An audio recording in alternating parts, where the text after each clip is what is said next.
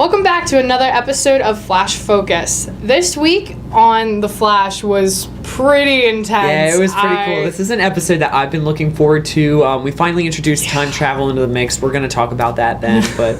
Well, I think what we're going to start out with today is Firestorm, which that's an interesting thing what happened with Firestorm this week. We find out that Ronnie's not dead and Stein and him separated. Right.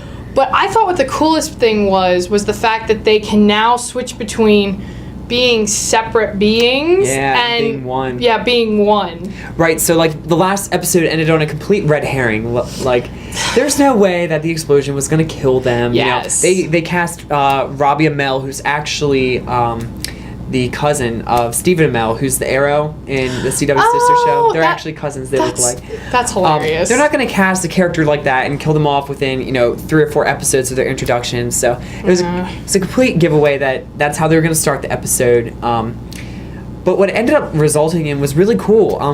I think I was a little frustrated with how they were handling Firestorm in the last episode or previous episodes. Just kind of like. It was kind of weird, but like in this episode, I see his potential. I definitely see where they were trying to build to and why it was necessary for them to have the foundation. Like we finally now see why it's been so mysterious with Firestorm, and I think that helped me as a viewer. Like, okay, so this isn't just some dumb plot point. Just to get something in here for this week. Like we're actually seeing how everything's coming together, and I thought that was really interesting.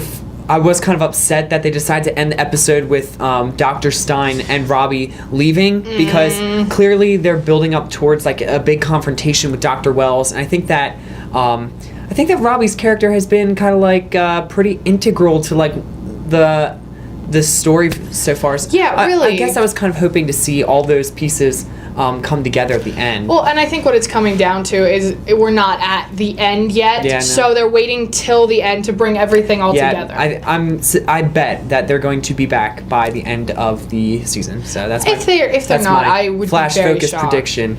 Another thing that I think is really important to talk about is Caitlin. This episode was huge for Caitlin because. Her arc kind of like came to a close this week. She started off the season being very kind of like closed off. She was unhappy. She didn't have Robbie, and I think that that destroyed her. But she had a quote in this episode that I loved. One of my favorite scenes. She said, even though he's back and leaving her again, it doesn't mean that there's going to be a hole there. She's going to be able to get by without him, and I think that's great. I loved that for her character development to show that she's gotten past her mourning. I mean, granted, yes, he's back, but now he's gone again, and it was so great to see her say, "I'm okay. I'm okay without him. Right. Yes, it sucks that he's gone." But I know he'll come back, and even in a few episodes. Well, and I feel like even if something were to happen to him, even if he wouldn't come back, she'd be devastated. But she'd be able to get by now. But yes, she knows now how to get by without him. Yeah, I think it's because she found her family in Barry and Cisco and Dr. Wells. Like she went from doing something that she was good at to doing something that she really loves. She says to Ronnie, she says, I get to help people. So I know that was great. So this was a really huge episode for her. I think it was great. She had a great arc throughout this episode. So. Okay. And let's talk. Do we have to talk about this? I don't want to. I think we do. I don't want to. We're gonna talk about General Eiling. So I think it was episode 4 was the episode with Plastique. She was the metahuman who could create bombs and stuff. That was when should have stayed on longer, and I will hold that till the day I die.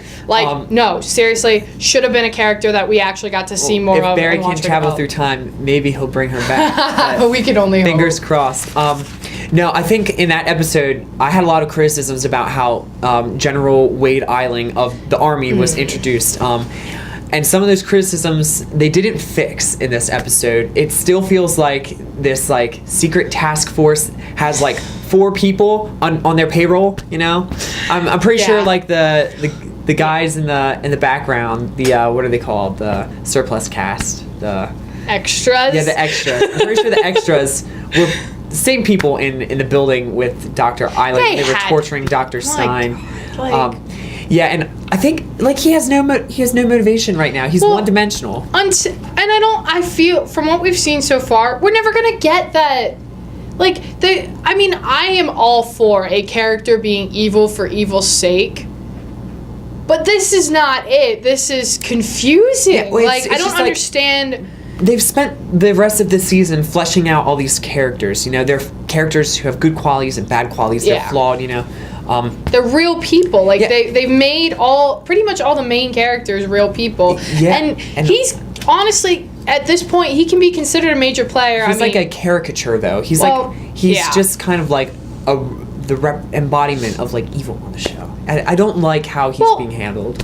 I think, and this is just me hoping and praying and all that good stuff, but I hope he's killed off. Like, I hope how this episode ended is he's just dead now. Yeah, Gorilla Grodd. Oh my gosh! Gorilla Grodd. I read an article a couple weeks ago, and the writers were asked, they said, when will Gorilla Grodd come on the show? And they said, you know, like, if you'd asked us 10 years ago, would we be able to get Gorilla Grodd on the show, we probably would have said no because of, like, special effects. And they said, but maybe someday soon we'll be able to do it, they said. I had no idea. We got a full-on shot of Gorilla Grodd in that and time. My favorite thing was what they did with, like, you hear his voice. Mm-hmm. You hear it all throughout. You hear it echo. And then you hear Eiling say, the voice is in my head, and I'm like, I just started geeking out because I was like, yes, like this is awesome what they're doing with him. Yeah, I'm excited to see how he poses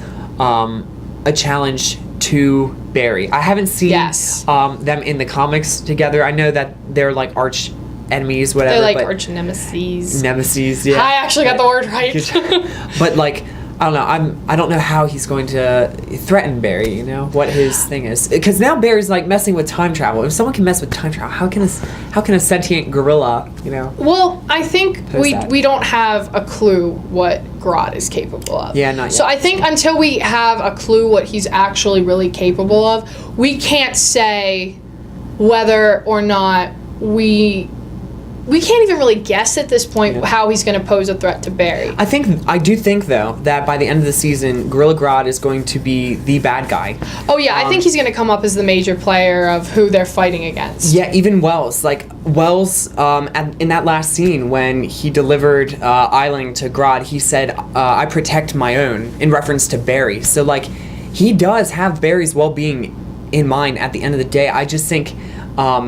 he's looking at it as the end justifies the means. Killing Barry's mom sets him on this path, you know, but... And I have such a problem with that. Mm-hmm. I hate that mentality that the end justifies the means, you know, a few for the many. I've never liked that attitude. And it makes for an interesting villain, though. It makes him for an extremely interesting villain. I'm not taking that away. But as a person, I don't like Wells. I think he's a very interesting character. But... I know I'm not ready for this upcoming episode for what they showed in the previews. Yeah, so in the next episode, it looks like they're really going to address, you know, not only time travel head on now, but we see Wells travel through time in front of Cisco in the next episode. We see him disappear in front of Caitlin.